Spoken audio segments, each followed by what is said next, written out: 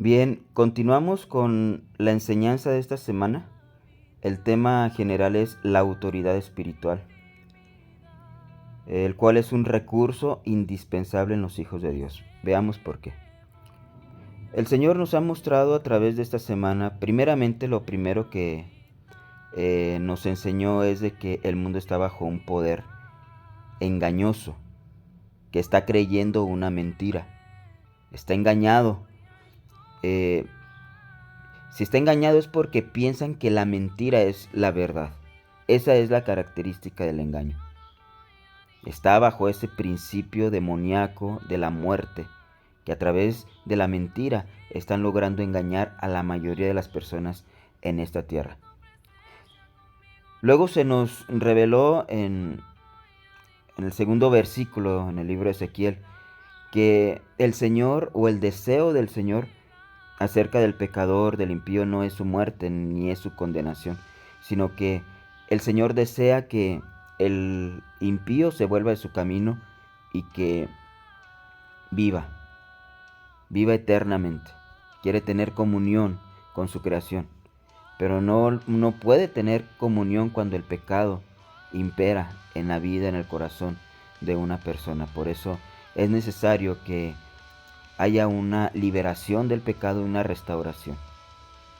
En esta ocasión vamos a ver este versículo, hoy miércoles, este versículo de Lucas 9:1, que dice, habiendo reunido a sus 12 discípulos, les dio poder y autoridad sobre todos los demonios y para sanar enfermedades.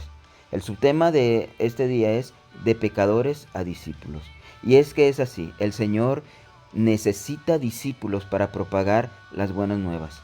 Necesita discípulos para dar el mensaje de salvación, para decirle al pecador que, que hay un camino diferente, que hay una esperanza, que hay una vida eterna, y, pero que se requiere ciertos requisitos para poder obtener estos beneficios de la vida eterna. Por eso este subtema dice de pecadores a discípulos. Los discípulos un día fueron pecadores, pero son personas que estuvieron dispuestas a conocer la verdad, a ser libres, a hacerse discípulos. ¿Quién es un discípulo? Un discípulo es un aprendiz, un discípulo es alguien que está siguiendo los pasos de un maestro, un discípulo es alguien que se deja disciplinar, que se deja enseñar, que se deja instruir y que ejecuta la instrucción. Ese es un discípulo.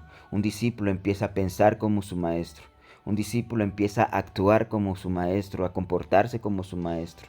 Un discípulo es alguien que empieza a hacer las cosas que hace el maestro. Un discípulo es alguien que se está conformando a la imagen de su maestro. Y nuestro maestro es nuestro Señor Jesucristo. Así que es necesario levantar discípulos para poder ser usados por el Señor como instrumentos para ir a donde están los pecadores sin pecar, ir a donde están los pecadores sin convertirse ellos nuevamente en pecadores, sino todo lo contrario, alcanzar a aquellas personas que están en un camino errado y traerlos al camino del Señor, a los planes del Señor, a, al deseo del Padre. Por eso en Mateo 28:19 el Señor les dio una instrucción a sus discípulos. Esos discípulos un día fueron pecadores, un día les hizo el llamado el Señor Jesucristo. Ellos aceptaron el llamado, decidieron seguir al Maestro y durante 3 años estuvieron siendo capacitados, estuvieron siendo instruidos para dejar de ser aquellos pecadores y ahora como discípulos el Señor les decía, por tanto, id y haced discípulos. Un discípulo que ha alcanzado una madurez es alguien que está capacitado para ir y hacer más discípulos para el Señor.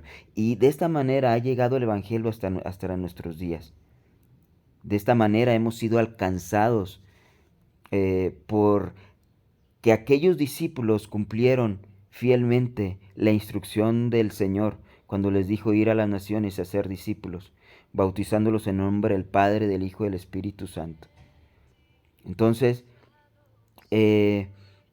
es importante que nosotros entendamos que necesitamos ser discípulos.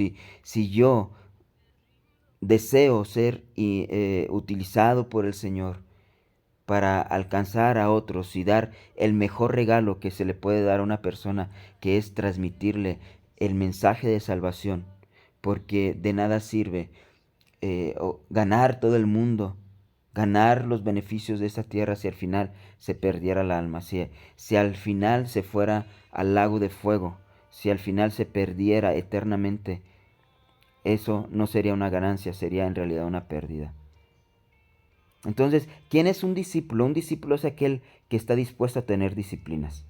Disciplinas diarias en su vida. Recordemos que el ejercitamiento diario de hábitos saludables, hábitos espirituales que recibimos de parte del Señor me va a transformar a la persona que el Señor quiere en nuestras vidas. Por eso el versículo de Hebreos 12:11 dice: es verdad que ninguna disciplina al presente parece ser causa de gozo, sino de tristeza, pero después da fruto apacible de justicia en los que en ella han sido ejercitados. Miren, este versículo es la esencia del discípulo. Discípulo también viene de esa palabra disciplina. Y aunque en el presente pueda costar cierto trabajo, pueda costar cierta aflicción, el empezar a ejercitar un nuevo hábito que requiera disciplina, con el tiempo, dice aquí este versículo, que va a dar fruto. Y fruto significa que va a dar un comportamiento, una imagen, a lo que nosotros practicamos diariamente. Eso es lo que nos vamos a convertir. Entonces el Señor quiere que nosotros seamos disciplinados en las enseñanzas de nuestro Señor Jesucristo, seamos disciplinados a comportarnos como Él lo hizo, a pensar como Él lo hizo, para que un día nosotros podamos dar ese fruto a la imagen de nuestro Señor como fuimos creados. Pero aquí dice, en los que en ella han sido ejercitados. Es necesario que ejercitemos. La disciplina, la esencia de la disciplina es el ejercitamiento de las instrucciones, de los deseos, de los mandamientos del Señor, para poder alcanzar la madurez, y que en esa madurez el Señor nos siga dando grandes revelaciones, nos siga dando grandes enseñanzas, y ser confiables para tener acceso a los misterios del Señor, como dice Hebreos 5:14. Dice: pero el alimento sólido es para los que han alcanzado madurez, para los que por el uso tienen los sentidos ejercitados en el discernimiento del bien y del mal. ¿Quiénes son los que han alcanzado madurez? Aquellos que están dando fruto. ¿Por qué están dando fruto? Porque tienen los sentidos ejercitados en el discernimiento del bien y del mal, como dice Hebreos 12:11, en los que en ella han sido ejercitados. ¿Cuál es el beneficio? Vamos a obtener los misterios de Dios, el plan de Dios, cosas grandes y misteriosas que el Señor quiere que nosotros tengamos. Hay un versículo en Jeremías, creo que es 33:3, que dice: clama a mí y yo te responderé y te enseñaré cosas grandes y ocultas que tú no conoces. A veces nosotros nos perdemos, o el mundo se pierde, la persona se pierde, porque no tiene una meta, porque no tiene un plan, una estrategia. Si no tiene una meta, tampoco tiene una estrategia. Entonces, la meta es la meta que el Señor nos ha dado.